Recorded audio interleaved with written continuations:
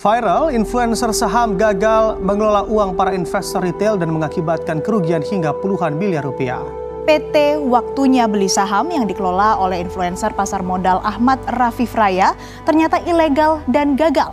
Ahmad Rafif Raya rupanya tidak belajar dari kasus serupa yang pernah ada dulu di zaman sebelum COVID yang sempat menggemparkan dunia investasi ya. Akar Abiasa atau yang biasa dikenal dengan Joska itu akhirnya divonis hukum penjara selama 7 tahun dan denda 2 miliar. Alurnya pun mirip. Dana begitu besar dititipkan secara ilegal dan dananya dikelola dengan tidak baik sehingga menimbulkan kerugian pada klien-kliennya.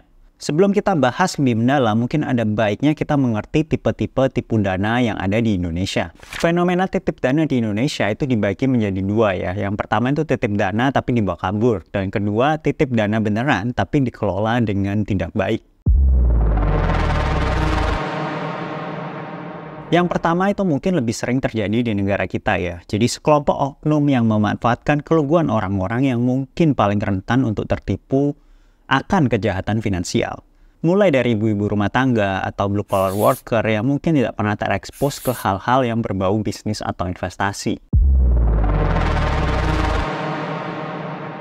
Kalau kejadian kali ini mungkin lebih mengarah ke pilihan yang kedua. Dana sangat masif yang dikelola dengan sangat buruk. Inilah yang dilakukan oleh Ahmad Rafif Raya, seorang pemuda asal Makassar dengan akun Instagramnya Waktunya Beli Saham yang kini sudah di private. Jadi di sini saya jelasin kronologinya ya, kenapa dia bisa mulai. Yang pertama, dia itu mulai investasi saham dari 2016, yang sebenarnya ini udah cukup lama ya.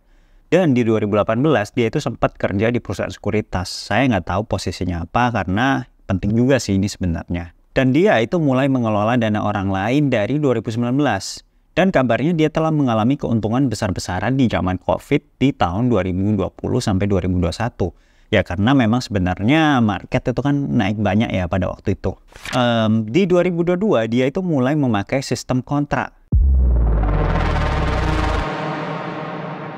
Jadi yang pertama, Rafif itu menerima dana titipan dalam bentuk cash ya. Kemudian uangnya itu dimasukkan dan dikelola di broker pribadinya sendiri. Yang kedua, Rafif ini menjanjikan fixed annual return sebesar 40%. Wow. Dan yang ketiga, portofolio Rafif ini mengalami kerugian yang besar di tahun 2023 dan 2024 saat market tidak bagus.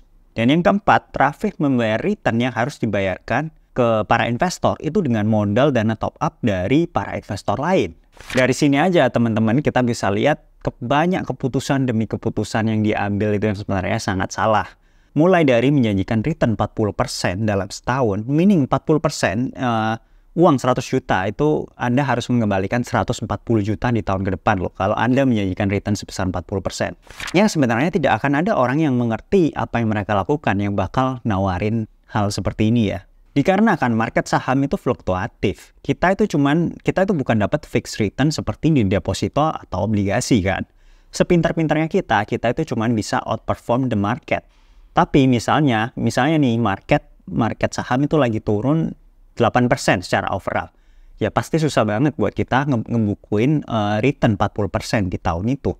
Buru-buru outperform the market, kebanyakan orang itu nggak akan perform lebih bagus dari market.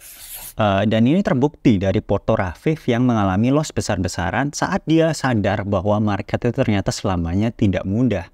Kesalahan lain dari Rafif ini itu adalah membayar return yang harus dibayarkan menggunakan modal dana top up dari member atau investor lain. Saya kira ini tuh cuman hasil atas kepanikan karena kesalahan dia yang sebelumnya ya. Karena siapapun dengan akal sehat pasti akan tahu ya ini tuh bukan ide yang bagus. Selain tidak transparan ke kliennya, dia itu juga tidak rasional terhadap dia sendiri. Bagaimana kalau akhirnya dia nanti tuh kehabisan cash? Ternyata benar, Rafif itu kehabisan cash dikarenakan portofolionya yang merugi besar-besaran selama periode 2022 sampai 2024. Sampai pertengahan 2024 ya. Padahal di tahun-tahun sebelumnya katanya dia itu untung besar-besaran. Ya, tahun-tahun sebelum ini itulah yang membentuk keyakinan dia untuk menjadi overconfident dan memberikan garansi bagi hasil yang tetap. Inilah kenapa di Super Cuan Saham saya selalu menerapkan prinsip don't lose money. Kesalahan terbesar investor adalah mengambil resiko terlalu banyak dan mengira jika mereka untung itu adalah hasil dari kejeniusan mereka. Faktanya itu adalah hasil dari mengambil resiko terlalu tinggi. Dan di jangka panjang tentunya ini tuh tidak akan berakhir dengan baik. Ini adalah alasan juga kenapa saya cuma ketawa ya, jika saya melihat orang memberikan harapan seolah-olah return tinggi mereka itu bukan karena faktor luck atau bahkan bisa direplikasi oleh orang lain. Padahal dirinya sendiri aja itu belum tentu bisa. Dari risk-taking behavior itu timbullah potensi untuk loss secara masif dan gagal mengaplikasikan prinsip Warren Buffett, don't lose money.